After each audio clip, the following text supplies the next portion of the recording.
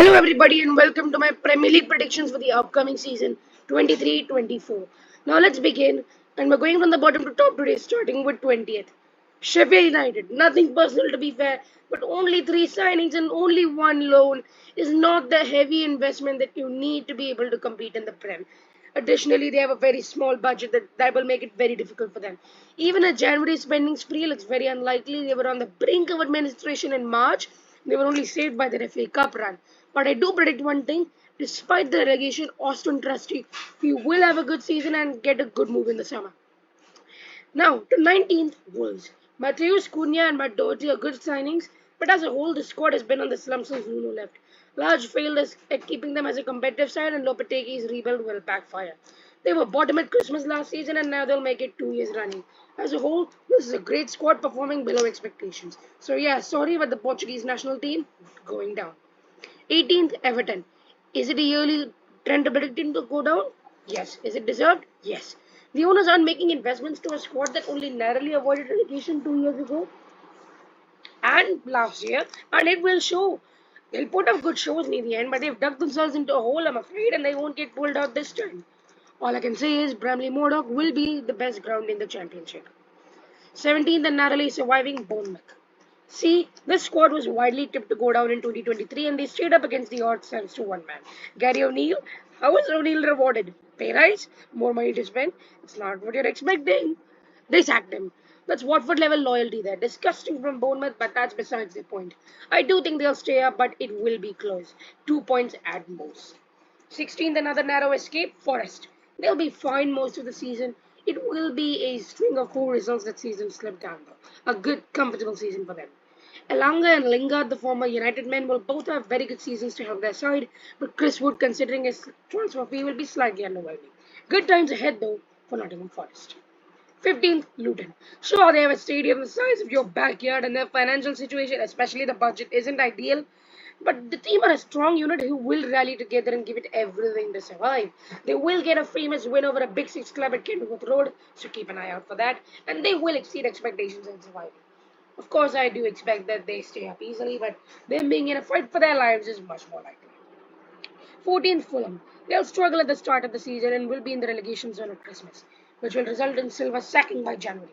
However, with heavy spending, they'll stay up after a run of wins near the end.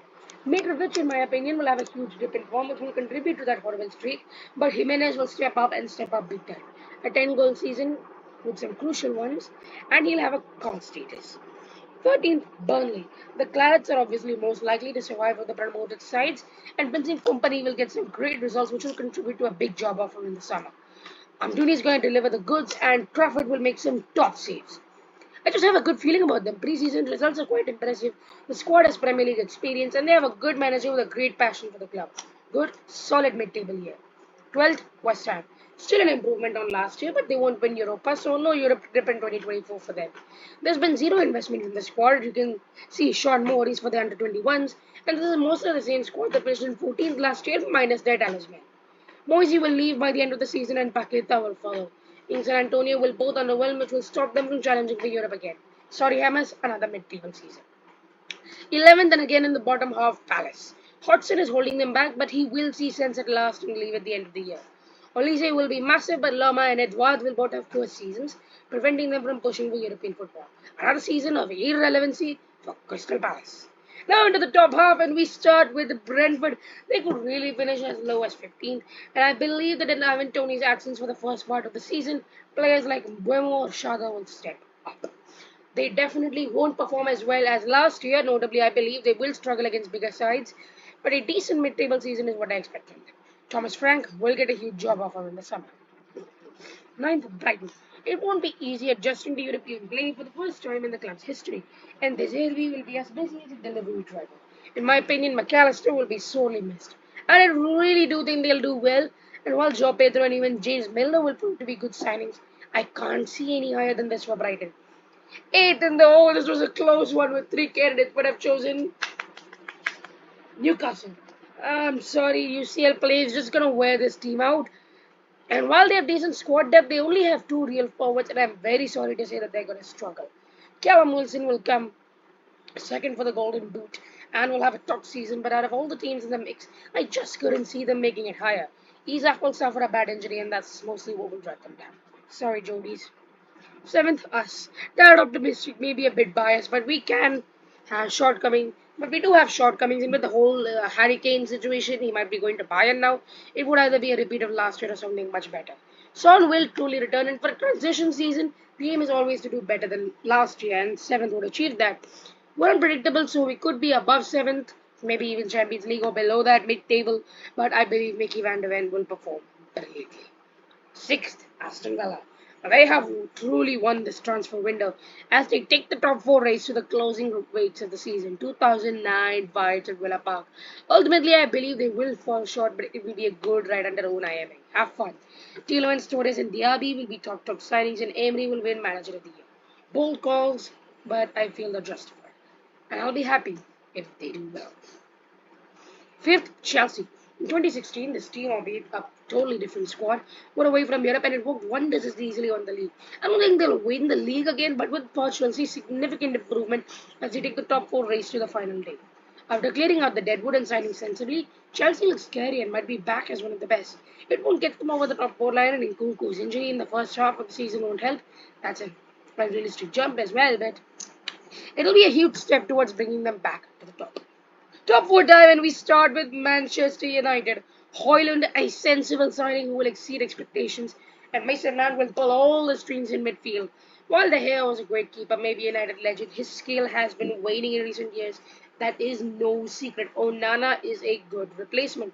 Højlund will score 16 goals and a crucial winner in the final game to get top four, and Garnacho will break into the first team.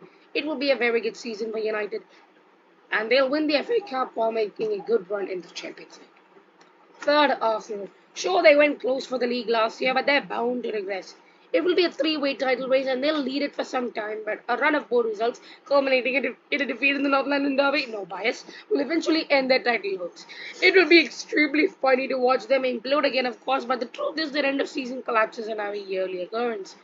Rice, while he plays well, won't live up to that stupidly large price target, but Odegaard will also regress. I think the midfield will be their main factor in another implosion. Sorry, and tipping them to miss out barely again. Liverpool.